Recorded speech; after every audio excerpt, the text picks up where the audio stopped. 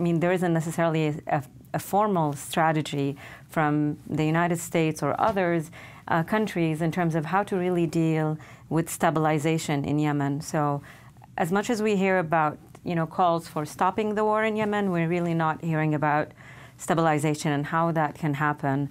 Of course, the Special UN Envoy for Yemen, Martin Griffith, is doing some efforts, but the efforts are really seen as externally led because on the ground, no one is really calling for peace. The Houthi militia is increasing its call for jihad. They are fortifying their control over the cities. They're recruiting child soldiers, and they're again sending ballistic missiles to Saudi Arabia and trying their best to continue this this war and maintain the upper hand. Because at the end of it, when peace is going to happen, they want to share power with whatever government that comes.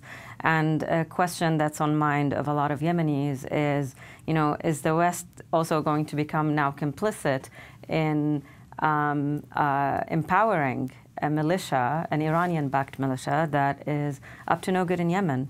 So there are really, signs of concerns in Yemen that the international community is not necessarily strategic when it comes to finding a solution for Yemen. That calls for stopping the war are simply, focused on the behavior of Saudi Arabia and U.S. allies, and not really closely looking into what the Iranians have been doing in Yemen and what the Houthis and have been basically perpetuating in terms of the misery and control and just brutal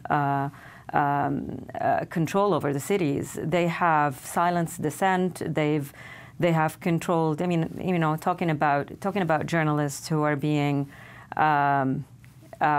murdered in our region. You've got over 2,000 Yemeni journalists, political analysts, or anybody with an opinion is really locked up in jail, and people are being murdered almost on a daily basis. But these events, because they're happening in Yemen, don't really necessarily generate a lot of headlines or awareness.